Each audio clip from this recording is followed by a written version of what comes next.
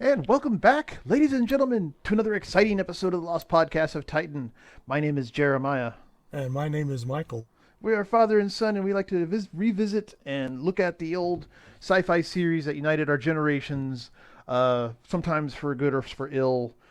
We've just finished our Star Trek, the original series reviews, and that was disappointing. And now we're going to go into the animated series, which how many years was it after? Like 72, wasn't it? In the 70s. Hold on just a moment. And, yeah, 1973 is when it first aired. And a shout out to those of you who, like me, are currently binging out on the 4th season of Young Justice. Hopefully appreciating it as much as I. Oh, I hope you enjoy it. Anyway, you are allowed to enjoy things that are shit. Moving on.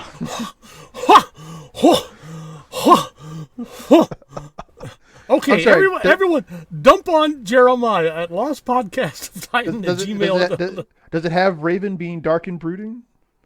This is not Teen Titans. This is Young Justice. Oh, it doesn't have Raven. Then really, what's the point?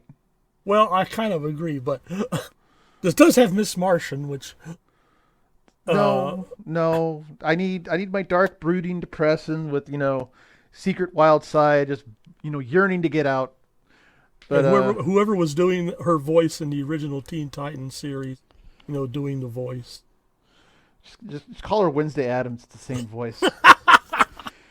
But ladies and gentlemen, we are now going to be in Star Trek, the animated series. And with season 1, we were doing commentaries over the episode as we've watched it. But this time, we're just going to relax, sit back, and just discuss it review style.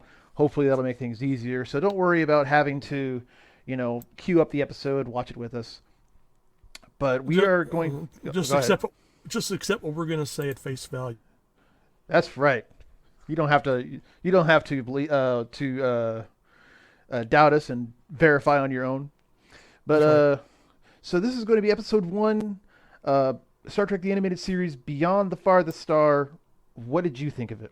Did you remember seeing this when it first came on TV? Yes. In fact, I've gotten now to rewatching the episodes as we're doing this, so they're still pretty fresh in my mind. It's not great Star Trek. It's your standard. We're beginning the series. We're bringing in the characters. We're setting up the situation. They didn't really go for any particular drama or interest here. This is just your intro primers episode. Really? Written by Samuel Peoples, who... This is kind of shocking. I actually liked the episode. Oh, really? Okay, well, I'm interested to hear, what you thought the hype was. I didn't hate it, but it was... I mean, I think it was the fact that it was 30... See, I queued it up, and I was like, holy crap, that's right. These animated shows are actually just 30 minutes. What kind of story can they do in 30 minutes?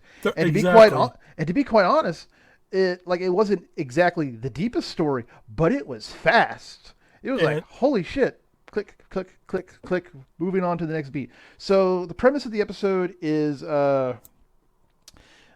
we open up and the Enterprise is barreling towards a planet with hypergravity. Dun, dun, dun, dun.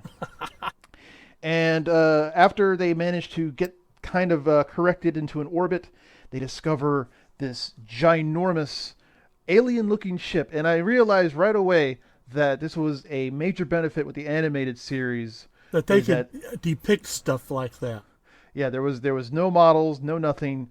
So it's this kind of weird looking alien fauna looking ship, just like pods strung together by I was very impressed by the design. I thought yes. Now that showed imagination.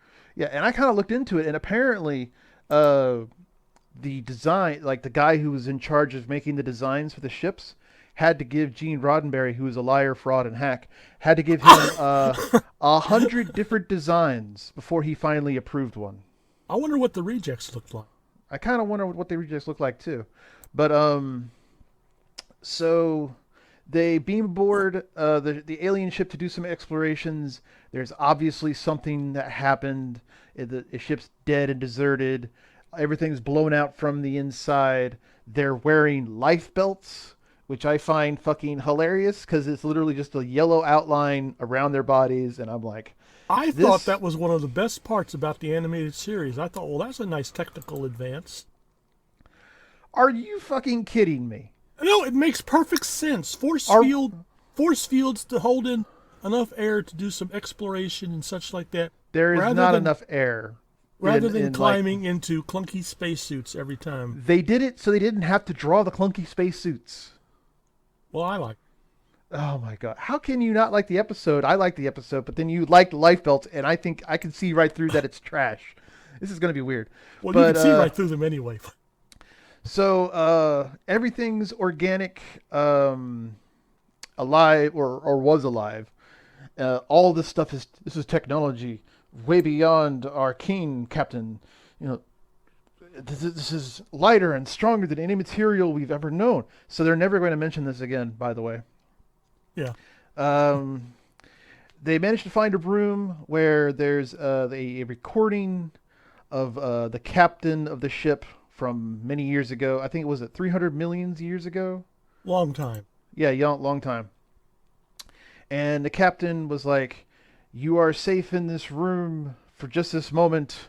We have to trap it here. We can't transport it out. You know, all this such." And that's when the entity, which was what, just like it was a gravity entity, which makes no sense. Some sort of energy creature. Yeah, which is easy to draw. I saw that. But it bursts in and basically just it's transported onto the ship and immediately takes over the ship. And now they are barreling towards inhabited planets.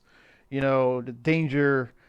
Uh, Will Robinson. yeah, Danger Will Robinson. It actually completely scans their data core library, learns to talk, has a very brief conversation with Captain Kirk, zaps people, and eventually they trick it into getting back onto the planet by thinking that the ship Yes. was going to crash. Yeah, By diving too close to the planet's surface that's right. Yeah, and because scaring the creature into leaving. yeah, so the planet's surface was the source of the hypergravity, so they just made a beeline straight for it, and the creature got scared, jumped off the ship onto the planet, and then they used that maneuver where it's like The you turn a slingshot little bit, effect. yeah, you slingshot effect off of the planet, and everyone's safe except the creature who's now marooned alone on that planet, crying pitifully for help. Which I realized not only is Gene Roddenberry a liar, a fraud, and a hack, but so is William Shatner. You know why I say this? Go Does ahead. this not sound familiar? When He's did William Shatner fucking write and direct a film? the fifth Star Trek Which film. was what? Crap. What was the name of it? Star Trek: The The Final Frontier. Final Frontier. What was the premise? They're go. They get hijacked by Spock's brother. Go find God. Right? And what does God want? God wants the starship. Why does he want the starship? That's a question a lot of people have asked, and since they don't come up, It is a malevolent alien entity trapped on a planet. yeah, This is the same fucking premise, and Shatner just basically stole it whole hog. Like, oh my god. Oh man. okay. Yeah. My first question, because this is something I was wondering about. Yeah. What I wanted your opinion of the Yeah, go ahead. animation. It's I can't really fault. Like, what am I fucking expecting? I can't expect them to be able to give any decent animation. Otherwise, it took what, Disney Film Studios a year to do 6-minute cartoons, wasn't that Just about, right? just about. And it took Warner Brothers about a year to do or 6 months to do similar. And you know their animation was like Oscar winning. yeah. So I would love it if it was better animated, but I'm not holding that as a point against it. It's 1973. Uh, Fuck it. It's Star Trek.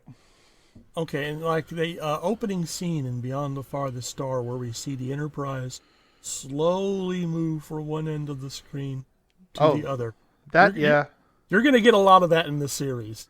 Oh no, I know. They're going to use the same animation. Yes. This is the Flintstones effect, where the hallway just sort of loops, and I noticed that, and it confused me when I was like 6. Yeah, So We have to thank Hanna and Barbera for that. but like, to be honest, if that meant that I didn't get the Flintstones, I'd rather have that in the background than not have the Flintstones. You know what I mean? Yeah. Yeah. Okay. And it kind of, but you do know by now that, except the fact that it's in its own way, it is also limited animation. You're always going to get that shot of Uhura listening to something, her eyes shifting back and forth, and I keep saying, you might want to get that looked at, Uhura. And the stances that they make, when poses they have when they're on the transporter pads Yeah. and things like that. Yeah. I can appreciate it. I understand what they're doing. As long as the writing is at least somewhat decent, even though Yes.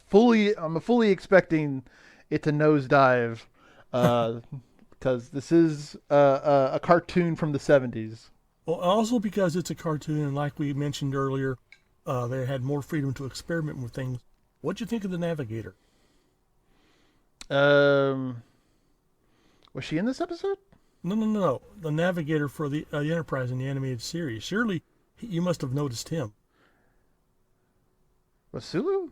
No, Sulu's the helmsman. I may have missed them. I don't see how you could. Large, orange, skinny alien with a third arm. Oh wait, that guy. Yes. Okay. Check off person. Uh, You'll be seeing more of him later on in the series. I'm waiting for the cat lady. Yes, she'll be. Yes, yes, Captain Purr. Yeah. I'm like, okay, yes, Okay, we keep her. of course, Captain Purr. I'm like, God damn. Okay. Yeah, that was Majel Roddenberry doing that voice. She must have had tons of fun. Of course. We got George Takei as Sulu, but they sort of tossed a mental coin because they didn't have enough money to bring back everyone in the original series, and so Walter Koenig got dropped. But Walter Koenig did write an episode of the animated series later on. So. Oh, okay. Well, it's not like he missed out. He became Bester in the end, and That is true. and Takai was still just Sulu. So Yeah. And then we sort of have the same problem that kind of cropped up every now and then in the original series, where an episode will mention something and we never hear about it ever again. yeah, In this case, the bridge defense monitor. I was like, what? Why do we have this, and why wasn't it never used before or since? Since, well, apparently the reason why we have it was in case someone like Klingons and something burst onto the bridge waving guns around, so it would simply use that to attack the intruders. But I will say this though, the music was on fucking point. oh, okay, It's still Star Trek, but it's got that wow, wow, wow, wow. It made me think of what was that pretentious '70s French film, Fantastic Planet? I pretentious. It was fucking pretentious. I like. Urgh, It's French. Just let it go. I liked it, I, but I liked it too, but it was still pretentious. but yeah, oh yeah, I like the fact that they didn't simply recycle all the music from the original series, but they came up with some different leitmotif. Mm-hmm. But anyway, so what would you think of? Do we grade these episodes, or do you want to? I'll give it just to kind of stick a finger in your eye. I'll give it a minus. I'll give it an A minus. Yeah, that sounds about right. Okay, so that was our first episode of Star Trek: The Animated Series, Beyond the Farthest Star. Oh wait, actually wait, no. Before we hold on, before we move on, what the fuck was this last line of the goddamn episode? Uh, we are It's now essentially it was the first line of the episode. No. Hold on, hold the fuck on. Captain Kirk said, "We are now traveling beyond the farthest star. Our mission, star charting." I'm like, motherfucker, you went beyond the farthest star. There's no other stars. He That's was just that's what you. Oh, he was just fuck. waxing poetic. No, he was being pretentious. I did not know Captain Kirk was French. But join us again next week, ladies and gentlemen, and we will be doing the second episode of Star Trek: The Animated Series. Yeah. Hope you all had a wonderful day. And take care. Bye bye. Bye bye.